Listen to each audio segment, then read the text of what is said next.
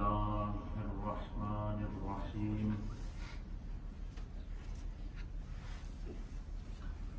يا أيها النمل ادخلوا مساكنكم لا يختمنكم سليمان وجنوده وهم لا يشعرون صدق الله مولانا العظيم وصدق رسوله النبي الأمين الكريم إن الله وملائكته يصلون على النبي يا أيها الذين آمنوا صلوا عليه وسلموا تسليما اللهم صل على سيدنا ونبينا ومولانا محمد وآله وسلم وصل عليه. حضرات محترم، اللہ تعالیٰ کے فضل و احسان اور نبی رحمت جناب سید العالمین محمد رسول اللہ صلی اللہ تعالیٰ علیہ وآلہ وسلم کی نگاہ کرم کے ساتھ ہمارا قصص القرآن، قصص انبیاء کا ایک بھرپور سلسلہ جاری و ساری ہے. آج کا درس بھی ہمارے پچھلے درس کا تسلسل ہے. اللہ کے عظیم نبی حضرت سیدنا سلیمان علیہ نبینا علیہ الصلاۃ والسلام کی بایوگرافی، آپ کی سیرت اور آپ کا مرتبہ اور مقام، اس پر ہماری گفتگو کا سلسلہ جاری ہے. سیدنا سلیمان علیہ السلام کو اللہ تعالیٰ نے جہاں روئے زمین کی بادشاہت عطا فرمائی تھی، اور اس دوران جو آپ تخت پر سوار ہو کر دنیا کے مختلف حصوں کا وزٹ کرتے تھے، اور جہاں جہاں بھی زمین کے اوپر اللہ کی مخلوق کو کوئی مسائل درپیش آتے، آپ ان مسائل کا نہ صرف حل نکالتے تھے بلکہ سیدنا سلیمان علیہ السلام زمین پر چلنے والے جو چھوٹے چھوٹے کیڑے ہوتے تھے چونٹیوں تک، وہ بھی آپ کی نظر سے اوجھل نہیں ہوتے تھے. اور جب اللہ تعالیٰ نے آپ کو ہر چیز کی ایک عظمت، مقام اور مرتبہ عطا فرمایا، تو آپ کو اللہ رب العالمین نے جس رایا کا حاکم بنایا تھا، وہ رایا بھی آپ کی نظر میں رہتی تھی. جس طرح کہ آپ نے سنا ہوگا کہ سیدنا فاروق اعظم رضی اللہ تعالیٰ عنہ کو جب اللہ تعالیٰ نے خلافت عطا فرمائی، آپ کے پیش نظر سیدنا سلیمان علیہ السلام کی خلافت اور آپ کی حکومت اور آپ کے دور اقتدار، آپ کا حضرت فاروق اعظم کا یہ رول ماڈل ہوتا تھا. آپ نے ایک خطبہ دیتے ہوئے کہا کہ اگر فرات کے کنارے ایک بکری کا بچہ بھی پیاسا مرا، عمر کو اس کا حساب دینا ہو. ایک دفعہ سیدنا سلیمان علیہ السلام کی دور کے اندر زمین کے کسی حصے میں قحط پڑ گیا. لوگوں نے آپ تک فریاد پہنچائی کہ زمین کا فلاں حصہ ہے، اس پر قحط پڑا ہوا ہے، اور آپ اللہ کے نبی ہیں، آپ دعا کریں کہ خداوند قدوس ہمیں اس قحط سے نجات عطا فرمائے. سیدنا سلیمان علیہ السلام نے کہا کہ اس علاقے کے اندر جتنے لوگ ہیں وہ سارے کے سارے اپنے گھروں سے باہر نکلیں، مرد اور خواتین، اور جتنے اس ایریے کے لوگ ہیں وہ ایک میدان میں جمع ہوں. تو میں آتا ہوں اور میں دعا کروں گا، اللہ تعالیٰ بارش نازل فرمائے گا اور اللہ اس زمین سے قحط کو دور کرے گا. لوگ اپنے اپنے گھروں سے نکل کر میدان کی طرف آ رہے تھے۔ سلیمان علیہ السلام بھی چل پڑے قافلے کے ساتھ۔ تو قافلہ روانہ تھا، راستے میں قافلہ تھا۔ سیدنا سلیمان علیہ السلام نے کہا، قافلے سے کہا رک جاؤ۔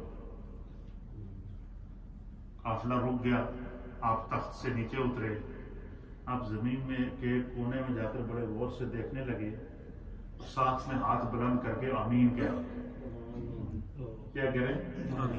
آمین کہہ رہے ہیں۔ ابھی وہاں پہنچے نہیں اس میدان میں، سائڈ پہ گئے، کونے میں جا کر تھوڑی دیر دیکھنے لگے، قافلہ سارا کھڑا انتظار کر رہا ہے، اور وہیں کھڑے آمین کہہ رہے ہیں۔ آمین کہہ کے دعا کر کے قافلے والوں سے کہا، اعلان کر دو جو لوگ اپنے گھروں سے نکلے ہو واپس چلے جاؤ۔ میں نے دیکھا ہے کہ یہ ایک چونٹی اپنے دونوں ہاتھ اوپر کر کے اللہ کی بارگاہ میں دعا کر رہی تھی کہ بار الہ اس زمین پر قحط پڑ گیا ہے، اللہ کے نبی سلیمان لوگوں کو لے کر باہر آ رہے ہیں، ان کے آنے سے پہلے اللہ بارش نازل کر دے۔ تو آپ نے فرمایا کہ میری دعا سے پہلے اس چونٹی نے دعا کر دی اور خدا نے اس کی دعا قبول کر لی، لہذا تم لوگ جاؤ اپنے گھروں میں بے فکر ہو جاؤ، شام کو بارش ہو جائے گی۔ محدثین نے لکھا ہے کہ ابھی قافلہ اپنے گھروں کو پہنچا نہیں تھا، اللہ نے بارش نازل کی۔ اب آپ ذرا تصور میں جائیں کہ چونٹیوں کی بولیاں بھی جو شخص سمجھتا ہو، صرف یہی نہیں، ایک اور واقعہ جس کو قرآن کریم فرقان مجید کی سورہ النمل کی آیت نمبر 18 کے اندر اللہ نے نقل فرمایا۔ سیدنا سلیمان علیہ السلام اپنا قافلہ جا رہا ہے تخت کے اوپر، کچھ لوگ پیدل ہیں، کچھ تخت کے اوپر ہیں، ساتھ میں پرندے ہیں، جانور ہیں، جنات ہیں، انسان ہیں، یہ قافلہ جا رہا ہے۔ تو ایک علاقہ تھا جس کا نام تھا وادی نملہ۔ کیا نام تھا؟ یہ نمل عربی کے اندر چونٹی کو کہتے ہیں، اس کے نام سے اللہ نے ایک سورت پوری نازل کی ہے 19ویں سپارے کے اندر، سورت النمل۔ کیا؟ چونٹی کی سورت، چونٹی والی سورت۔ تو اس سورت کے اس کو نمل اس لیے کہتے ہیں کہ اس سورت کے اندر خداوند قدوس نے چونٹی کا ذکر کیا۔ اب وہ اللہ جو اپنی مخلوق زمین پر چلنے والی سب سے چھوٹی مخلوق جو چونٹی ہے اس کا بھی ذکر کر رہا ہے۔ خدا کی شان دیکھیے، اپنی مخلوق کو کس طرح اس نے رکھا ہوا ہے۔ تو وہ قافلہ جا رہا تھا، وادی نمل کے پاس پہنچا، تو ابھی وادی نمل سے وہ قافلہ 3 میل دور تھا۔ تو سیدنا سلیمان علیہ السلام نے لوگوں سے کہا کہ قافلے کو روک دو، کیا کہا؟ رک جاؤ۔ سارا قافلہ رک گیا۔ جب قافلہ رک گیا تو قرآن کریم فرقان مجید اس منظر کو بیان کرتا ہے، سورہ النمل کی آیت نمبر 19 ہے۔ قافلہ رک گیا، سارے سب خاموش کھڑے ہیں کہ سلیمان علیہ السلام نے اتنا رواں دواں قافلہ روک دیا، کوئی خاص وجہ ضرور ہوگی۔ اب قرآن اس منظر کو بیان کرتا ہے کہ جیسے یہ قافلہ روکا نا، فتبسم، پس سلیمان علیہ السلام نے تبسم فرمایا۔ تبسم کہتے ہیں مسکرانے کو، قرآن بیان کرتا ہے سورہ نمل کے اندر، فتبسم، سلیمان علیہ السلام نے کیا کیا؟ تبسم فرمایا، آپ مسکرائے، خاموشی سے کھڑے مسکرا رہے ہیں۔ مسکراتے مسکراتے پھر قرآن کہتا ہے ضاحکا من قولہا، کہتے ہیں کہ مسکراتے مسکراتے ایک دم آپ زور سے ہنسے۔ ضاحکن کہتے ہیں ہنسنے کو، ضاحکن عربی میں اس ہنسنے کو کہتے ہیں کہ جب بندہ ہنسے تو اس کی داڑیں نظر آئے، یہ ضاحکن داڑ کا وہ داغ کہتے ہیں۔ اور تبسم مسکرانے کو تبسم کہتے ہیں عربی کے اندر، اور کھل کے ہنسنے کو ضاحک کہتے ہیں۔ اسی طریقے سے اردو میں چہرے کے اوپر جو مسکراہٹ، خوشی کے اثرات ظاہر ہوں تو اس کو مسکراہٹ کہتے ہیں، اور بندہ کھل کھلا کے ہنسے تو اس کو کہتے ہیں کھل کے ہنس رہا ہے، زور زور سے ہنس رہا ہے۔ سیدنا سلیمان علیہ السلام کا جب لشکر رکا تو وہاں جو وادی نملہ وہ وادی ہے کہ جہاں پر چونٹیاں رہتی تھی، اور ایک چونٹی نہیں، 2 نہیں، ہزاروں کی کی تعداد میں چونٹیوں نے وہاں گھر بنائے ہوئے تھے. وہ وہاں سے باہر آتی، وہاں کوئی آبادی نہیں تھی، صرف چونٹیاں رہتی تھیں. تو ان چونٹیوں کی بھی ایک اللہ نے ملکہ مقرر کی ہوئی تھی جو اس کے تابع تھی. اب آپ اس سے اندازہ لگائیں کہ اللہ نے ہر مخلوق کا کوئی نہ کوئی لیڈر، کوئی نہ کوئی سرپرست، کوئی نہ کوئی سربراہ مقرر کیا ہے جو خدا کے قانون کے مطابق اس مخلوق کے ساتھ وہ کیا کر رہا ہے، برتاؤ کر رہا ہے. تو جب قافلہ آپ کا رک گیا، 3 میل کے دور پر تھا قافلہ، تو چونٹی نے، قرآن کریم اس منظر کو بیان کرتا ہے کہ چونٹی نے جو ہے وہ جو چونٹیوں کی ملکہ تھی، اس نے کہا یا ایھا النمل، اے چونٹیوں. سب چونٹیوں کو اس نے آواز دی کہ اے چونٹیوں، ادخلوا مساکنکم، اے چونٹیوں اپنے اپنے بلوں میں داخل ہو جاؤ، اپنے اپنے گھروں میں داخل ہو جاؤ. کیوں کہ لا یختمنکم سلیمان وجنودہ وہم لا یشعرون. چونٹیوں کی ملکہ نے اپنی چونٹیوں کو آواز دے کر کہا کہ اے چونٹیوں اپنے اپنے بلوں میں داخل ہو جاؤ، کیونکہ سلیمان اور اس کا لشکر آ رہا ہے، اور وہ اتنی زیادہ تعداد میں ہیں کہ وہ کہیں تمہیں کچل نہ ڈالیں، اور وہ جب تمہیں کچل ڈالیں تم کہیں ان کے پاؤں کے نیچے مسلی نہ جاؤ.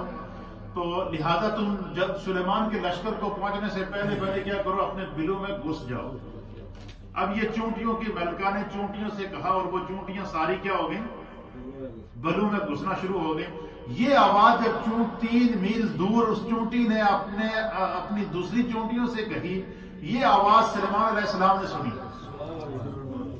3 میل دور آپ نے اس آواز کو سنا، اور سننے کے بعد فتبسم، آپ مسکرائے. کیا ہوئے؟ قرآن اس منظر کو بیان تھا کہ آپ مسکرائے.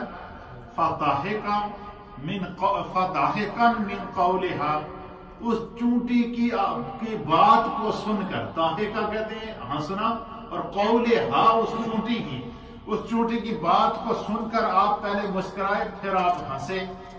وقال، پھر آپ نے دعا کی اللہ کی بارگاہ میں کہ عرض کرنے لگے کہ مالک تیرا لاکھ لاکھ شکر ہے کہ یہ تو نے مجھے اپنی بارگاہ میں شکر ادا کرنے کا موقع عطا فرمایا.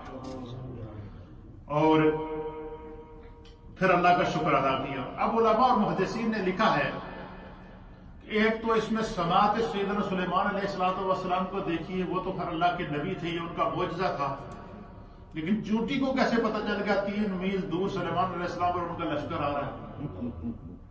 تو یہ جتنے جانور ہوتے ہیں، چاہے وہ حشرات الارض ہوں، پرندے ہوں یا جنگلی جانور ہوں، ان کو خداوند قدوس نے ایسی حس عطا کی ہوتی ہے، ایسا شعور عطا کیا ہوتا ہے کہ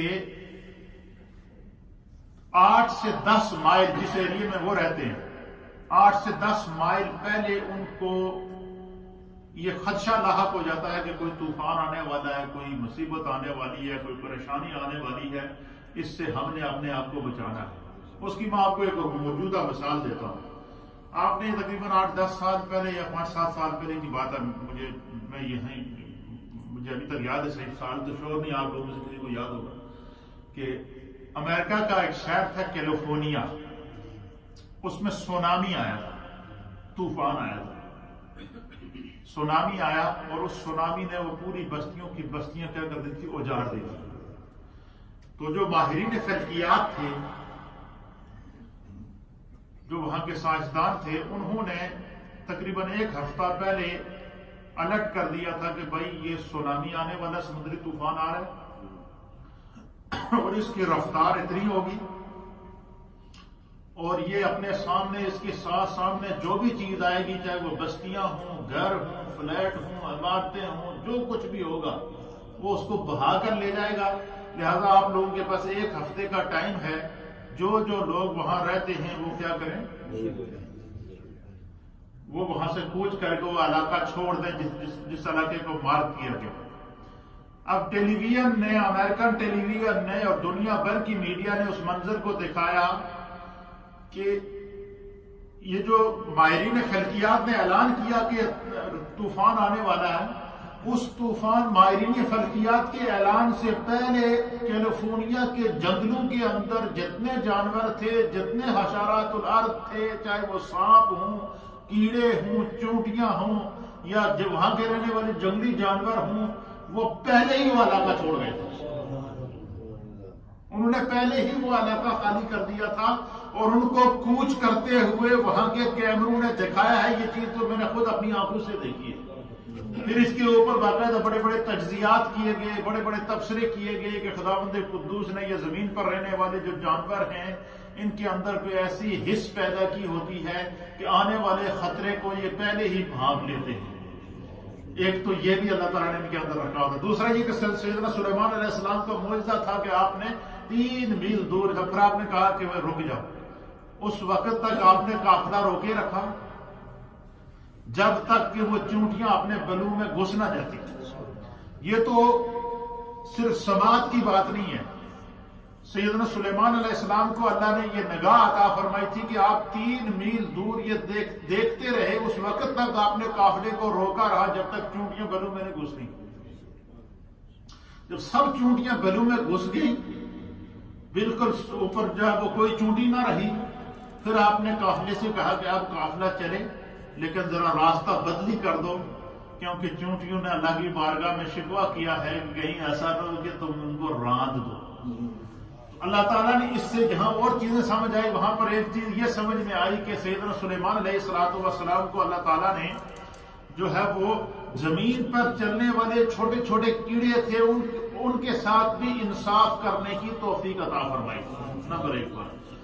نمبر 2 بات، پھر آپ ایک قافلے کے لیے جا رہے تھے، اور اس واقعے کو صاحب روح المعانی نے نقل فرمایا، ضیاء القرآن نے نقل کیا ہے، اور خود اللہ تعالیٰ نے قرآن کے اندر نقل فرمایا۔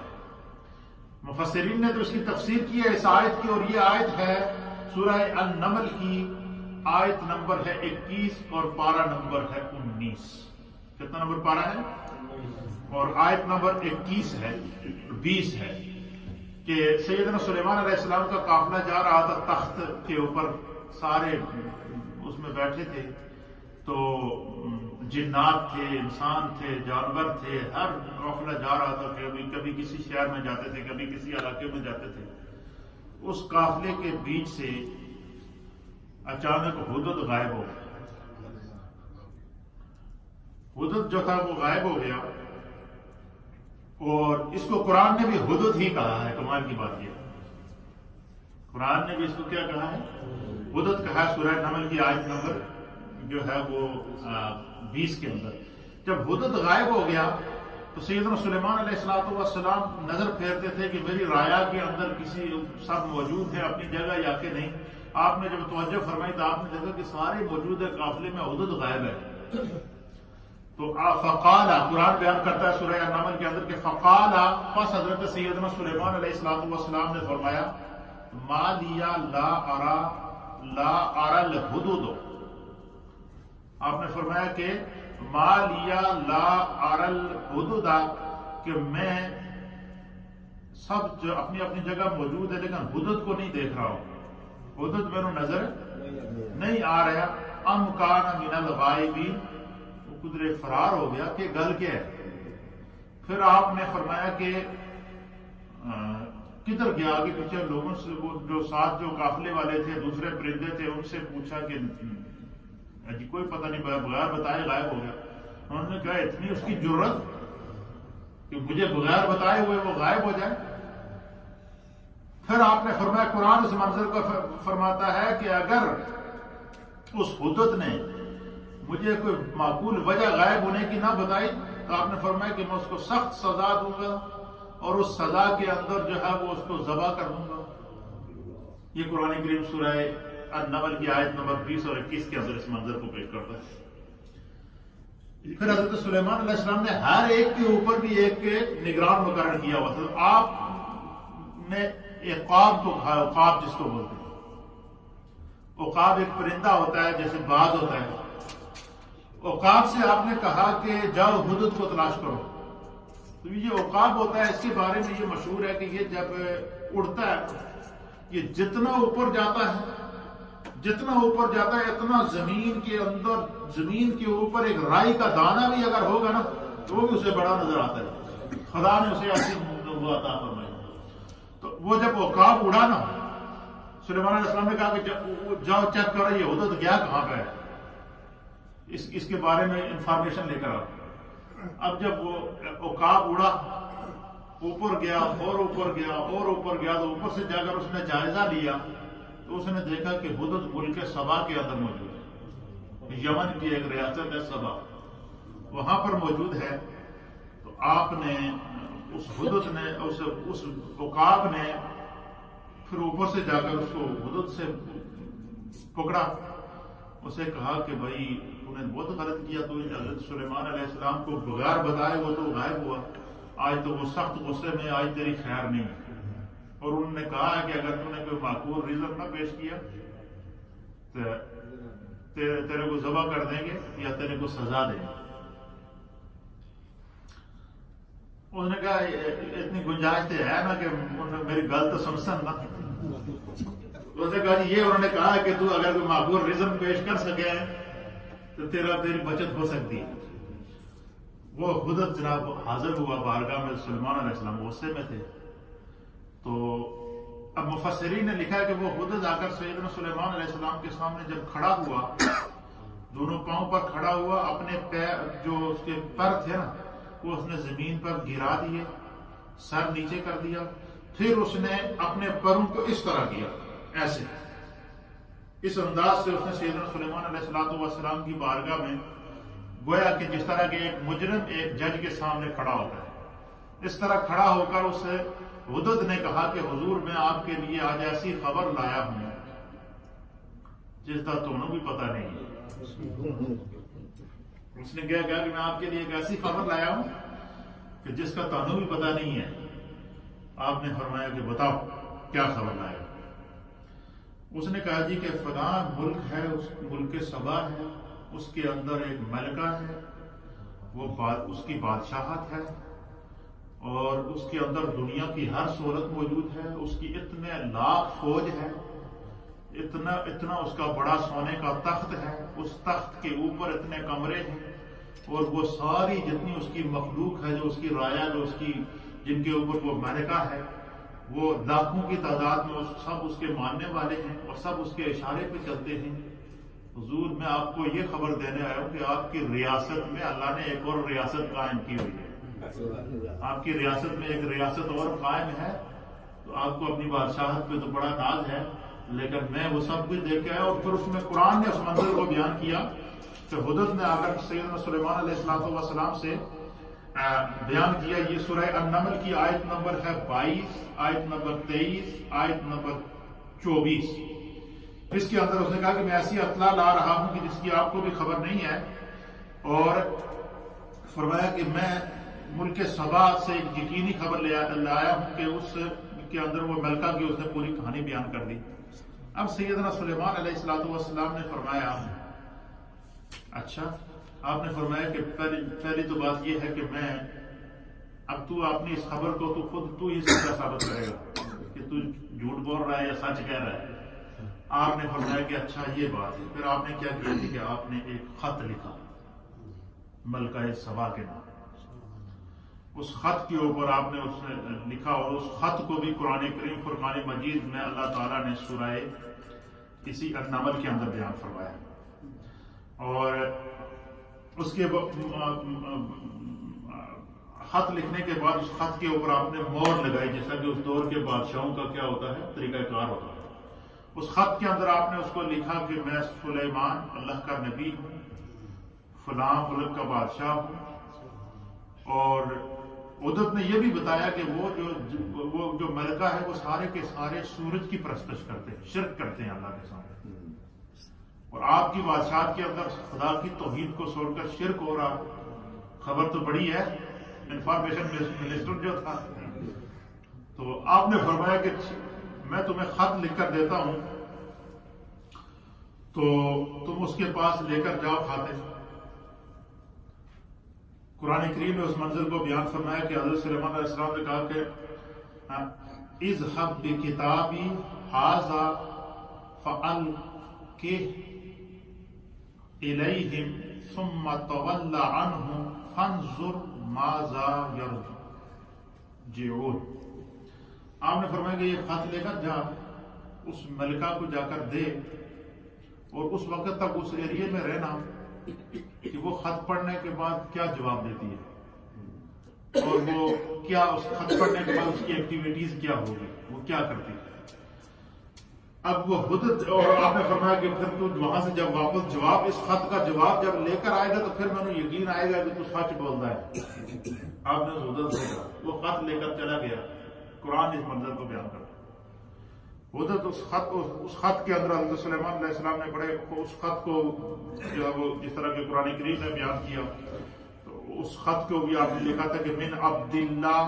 خط کا جو متن تھا اس کو مفسر اہل سیر نے لکھا ہے کہ من عبداللہ سلیمان ابن داؤد, کہ یہ خط اللہ کے بندے سلیمان بن داؤد کی طرف ہے. الی بلقیس, بلقیس ملکہ کی جانب جو ملکہ سبا ہے. پھر آپ نے لکھا بسم اللہ الرحمن الرحیم, خط کے اوپر لکھا. پھر لکھا کہ السلام علی من اتبع الہدی اما بعد.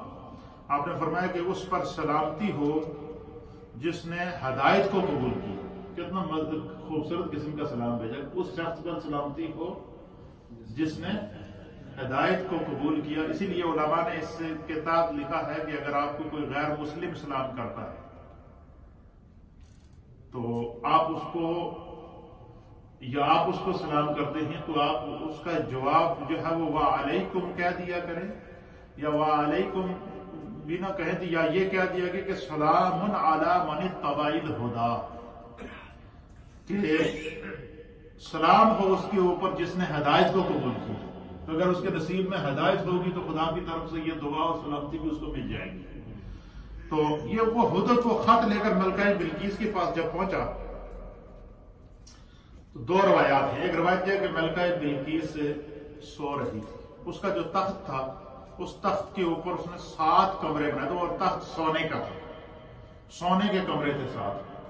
اچھا 7 کمرے اس نے اس طرح بنائے تھے کہ 3 کمرے آگے تھے, 3 پیچھے تھے, اور مڈل میں جو کمرہ تھا اس کے اندر اس نے اپنی چیئر لگائی ہوتی تھی, اس میں بیٹھتی. وہ دونوں طرف سے کھلتا تھا, ادھر سے بھی کھلتا تھا, ادھر سے بھی کھلتا تھا. پھر اس نے ایک بڑا روشن دان رکھا تھا, اور صبح جب سورج نکلتا تھا تو اس تخت سے اندر جب سورج کی دھوپ آتی نا تو وہ اٹھ کر سورج کی پوجا کیا کرتے تھے. ایک روایت کے اندر ہے کہ وہ حدت جب وہ خط لے کر گیا تو اس نے وہ روشن دان کے خط کو اپنے منہ میں رکھا, چونچ میں, اور روشن دان کے سامنے اس طرح دونوں پیر پھیلا کر کھڑا ہو گیا اس طرح. اب وہ جیسے ہی ملکہ اٹھی اور پوجا کرنے کے لیے روشن دان کی طرف بڑھی, اس نے دیکھا کہ آگے پرندہ کھڑا ہے. اس نے دھوپ کو روکا ہوا ہے اور منہ میں اس کے خط ہے. تو وہ جب آگے بڑی ملکہ کہ میں دیکھوں یہ کیا ماجرا ہے, تو وہ آگے بڑی تو پرندے نے, حدت نے وہ خط ملکہ کی جولی میں پھینک دیا یا اس کے سامنے پھینک دیا. دوسری روایت یہ کہ ملکہ سو رہی تھی اور حدت آیا روشن دان سے اندر, اور اس نے آ کر وہ خط اس کے سینے کے اوپر چھوڑ دیا.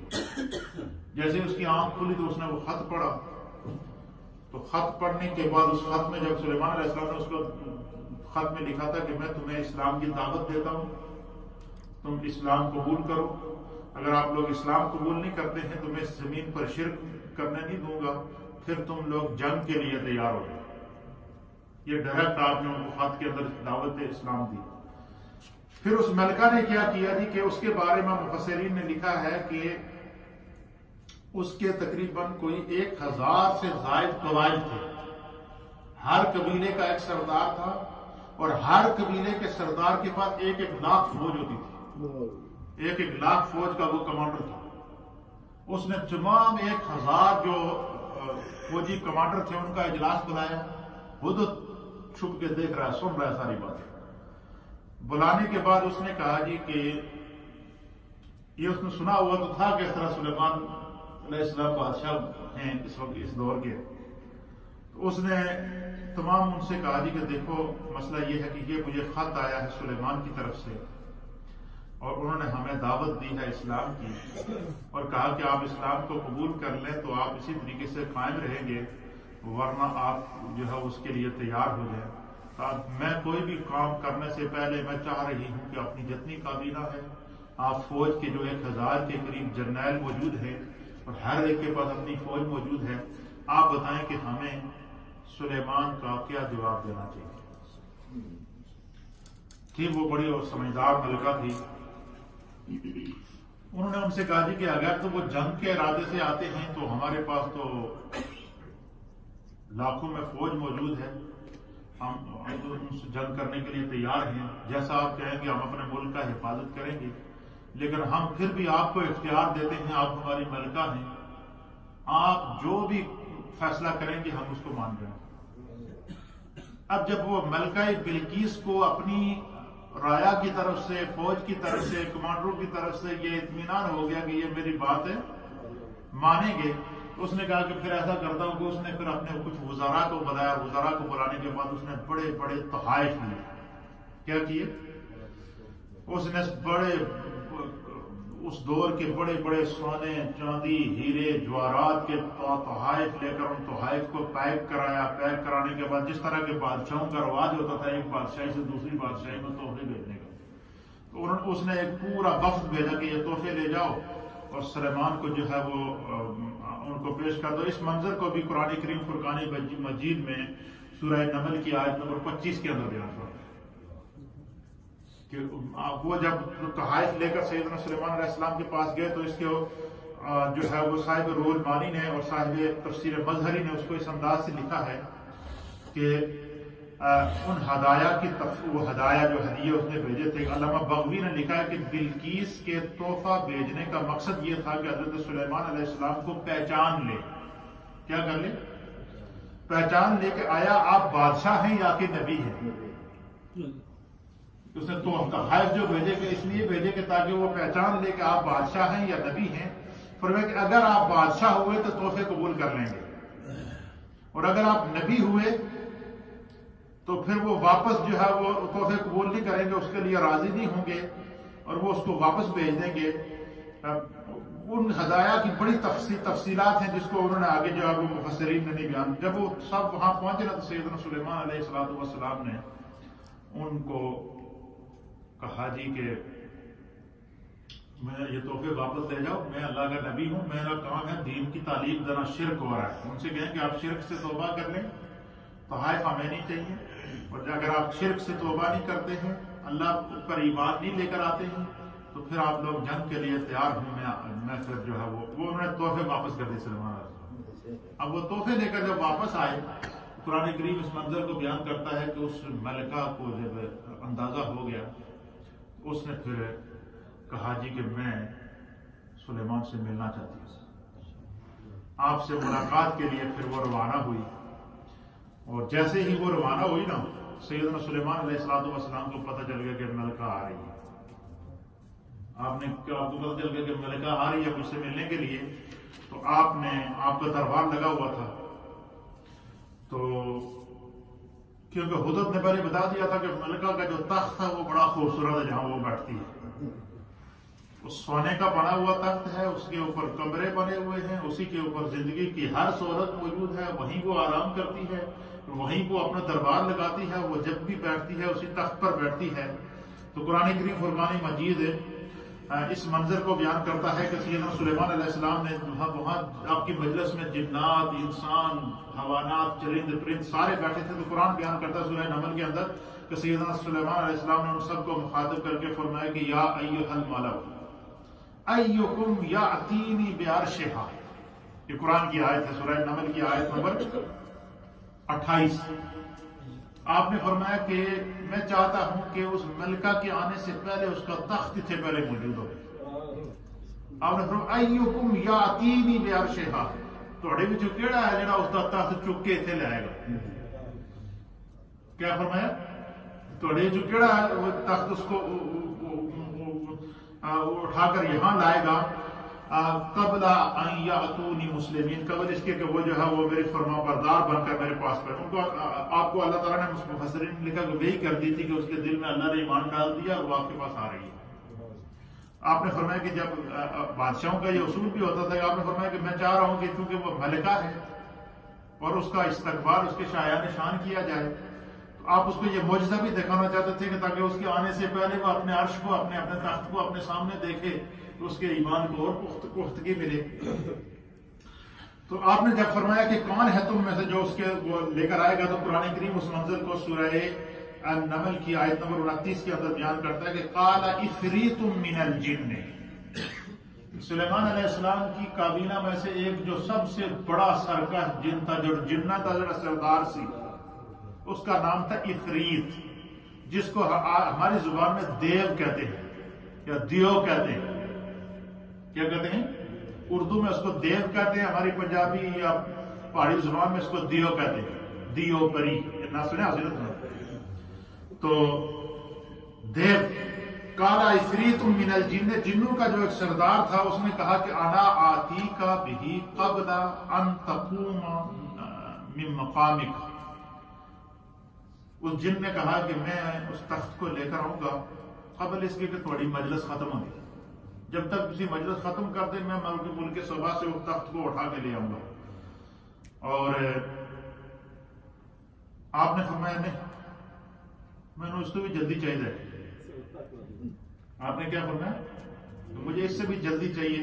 پھر قرآن کریم اس منظر کو سورہ النمل کی آیت نمبر 40 کے اندر بیان فرماتا ہے کہ قال الذی عنده علم من الکتاب، اللہ اکبر، کہ سیدنا سلیمان علیہ السلام کی اس مجلس میں آپ کا ایک وزیر تھا جو روایت کے اندر آپ کا بھانجا بھی لگتا تھا۔ آپ کا کیا لگتا تھا؟ بھانجا بھی تھا، اور آپ کا وزیر تھا، اور اللہ تعالیٰ نے اس کو مقام ولایت پر فائز کیا تھا۔ اور یہاں تک مفسرین نے لکھا کہ اس کو خداوند قدوس نے مقام صدیقیت عطا فرمایا، جس طرح کہ نبی پاک صلی اللہ علیہ وسلم کے وزراء میں سے ایک سیدنا صدیق اکبر جو سب سے پہلے خلیفہ بھی تھے، اور آپ کے حضور نے فرمایا میرے 2 وزیر زمین والوں میں سے ہیں اور 2 وزیر آسمان والوں میں سے ہیں۔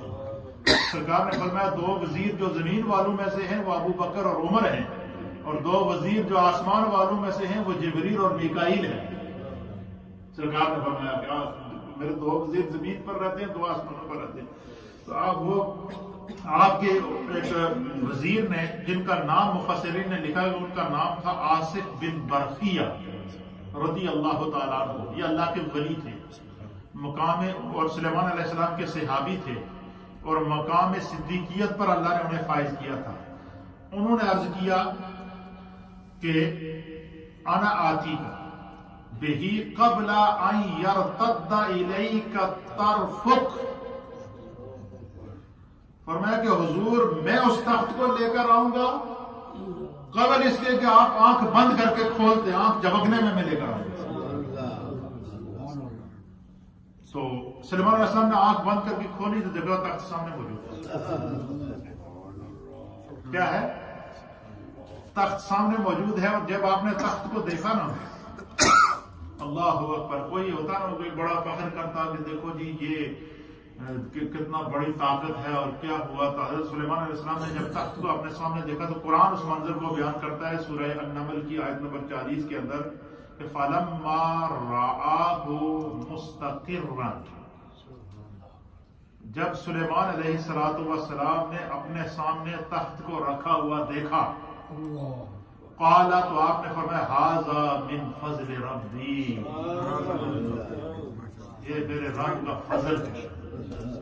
اب یہاں جو بات میں آپ کو سمجھانا چاہتا ہوں اس پر انشاءاللہ ہم اگلی بات کو کلوزنگ کی طرف لے جائیں گے کہ حضرت سلیمان علیہ السلام کی امت میں آپ کا ایک صحابی جو اللہ کا ولی تھا، اس کی طاقت دیکھیے کہ وہ اپنی جگہ سے اٹھے بھی نہیں، آنکھ جھپکنے میں وہ تخت بھی آ گیا۔ یہ کیسے ممکن ہوا؟ اب علماء اور محدثین نے لکھا ہے کہ ایک تو اللہ کے نبی سلیمان علیہ السلام یہ بتانا چاہتے تھے کہ جو اللہ کے محبوب بندے ہوتے، انبیاء تو ہیں ہی ہیں جنہیں اللہ نے یہ مقام عطا فرمایا، اور جنہیں اللہ مقام ولایت عطا فرماتا ہے، ان کا مقام اور مرتبہ بھی اللہ کے یہاں کتنا بڑا ہوتا ہے کہ نبی پاک صلی اللہ علیہ وسلم کی حدیث ہے، حضور علیہ السلام نے فرمایا کہ جب بندہ خدا کا قرب حاصل کر لیتا ہے عبادات کے ذریعے، نوافل کے ذریعے، تو پھر کیا ہوتا ہے؟ سرکار دو عالم صلی اللہ علیہ وسلم نے فرمایا کہ پھر وہ اللہ کی صفات اور کمالات کا مظہر بن جاتا ہے، اور اس طرح مظہر بنتا ہے کہ اس کا دیکھنا خدا کا دیکھنا، اس کا بولنا خدا کا بولنا، اس کا پکڑنا خدا کا پکڑنا، اس کا چلنا خدا کا چلنا، اس کا اپنا کچھ رہتا ہی نہیں۔ فرمایا کہ جب حضرت آصف بن برقیہ نے کہا نا کہ میں اس کو آنکھ جھپکنے سے پہلے لے کر آؤں گا، فرمایا اتنا الفاظ انہوں نے کہے تو اللہ تعالیٰ نے ان کی اس بات کو اپنے قول کن کی صفات کا مظہر بنا دیا۔ اللہ تعالیٰ جب کسی بھی کام کو پیدا کرنا چاہے، کسی بھی چیز کو پیدا کرنا چاہے، تو قرآن اس منظر کو بیان کرتا ہے کہ یقال لہ کن یا یقول لہ کن، کہ اللہ تعالیٰ اس سے کہتا ہے ہو جا فیکون، پس جس طرح خدا چاہتا ہے وہ چیز ہو جاتی ہے۔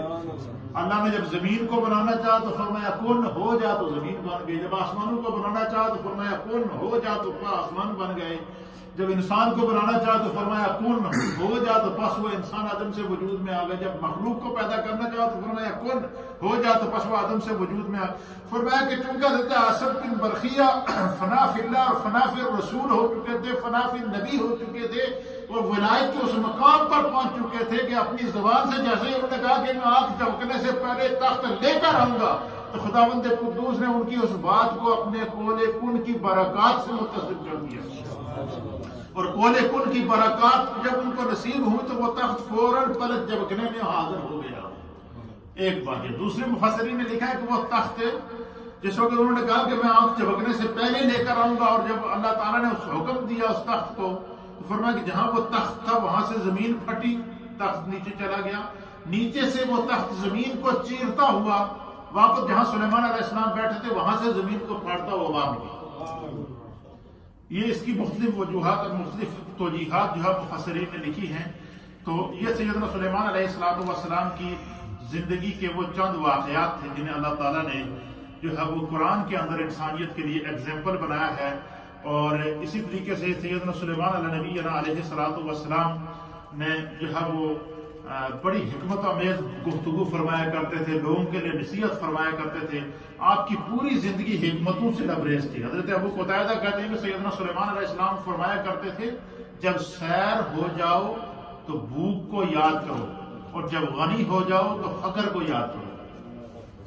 یعنی جب بندے کے پاس کھانا موجود ہو تو بندہ فکر کرے کہ کاش دنیا میں ایسے لوگ بھی تو ہوں گے جن کے پاس کھانا نہیں ہے، اور فرمایا کہ جب تمہیں خدا مال و دولت دے تو تمہارے اندر تکبر آنے کے بجائے یہ سوچنا چاہیے کہ یار وہ لوگ بھی تو ہیں جو بڑی مشکل سے گزارا کرتے ہیں۔ فرمایا کہ جو بندہ جب اس کا پیٹ بھرا ہوا ہو تو وہ بھوکوں کی فکر کرتا ہے، یا جب جو بندہ خود غنی ہو تو وہ غریبوں کی فکر کرتا ہے، تو فرمایا خدا اسے کبھی کسی کا محتاج نہیں کرتا، اسے ہم سلیمان علیہ السلام فرماتے ہیں۔ پھر فرماتے ہیں کہ حضرت سلیمان علیہ السلام نے فرمایا کہ اے بنی اسرائیل کے قبائل کو مخاطب کر کے فرمایا اے بنی اسرائیل جو سرن اور علانیتاً اللہ تعالیٰ سے ڈرا، غنی اور فقر میں میانہ روی اختیار کی، غضب اور رضا میں عدل کیا، ہر حالت میں اللہ تعالیٰ کا ذکر کیا، فرمایا کہ خداوند قدوس اسے دنیا میں بھی عزت عطا فرماتا ہے اور آخرت میں بھی عزت عطا فرماتا ہے۔ پھر آپ فرماتے ہیں کہ اے ظالموں کے گروہ، جو لوگ زمین پر ظلم کرتے ہیں ان کو آپ نے نصیحت فرمائی، فرمایا اس وقت تم کیا کرو گے جب فیصلے جو ہے وہ تمہارے لیے ممبر رکھا جائے گا، اور جابر لوگ جو ہے وہ جن لوگوں پر تم نے ظلم کیا وہ لوگ ان ممبروں پر بیٹھے ہوں گے اور تم سے بدلہ لے رہے ہوں گے، فرمایا قبل اس کے کہ تم ڈرو۔ پھر اپنے بیٹے کو آپ نے چند نصیحتیں کی، آپ نے فرمایا کہ میرے نور نظر زیادہ غصے سے بچو، زیادہ غصہ حلیم شخص کے دل کو خفیف بنا دیتا ہے، فرمایا جو بندہ غصہ کرتا ہے وہ ہلکا ہو جاتا ہے، اس کی قدر زمانے میں جو ختم ہو جاتی ہے، فرمایا اپنے آپ کو غصے سے بچاؤ۔ پھر آپ فرماتے خشیت الہی کو لازم پکڑ لو، اللہ کے خوف کو کیا کرو، لازم پکڑ لو۔ ہر چیز کی غایت ہے، اور کسی چیز کو جو ہے فرمایا کہ جب تم خشیت الہی کو لازم پکڑو گے تو خداوند قدوس تمہیں قیامت کی ہولناکی اور گرمی سے بے خوف کر دے گا۔ فرمایا کہ زیادہ ہنسو نہ، زیادہ ہنسنے سے فرمایا کہ انسان کا علم اور اس کا تقوی ختم ہو جاتا ہے۔ تو یہ سیدنا سلیمان علیہ السلام کی سیرت کے چند کلمات تھے جو ہم نے آپ کی خدمت کے اندر پیش کیے ہیں۔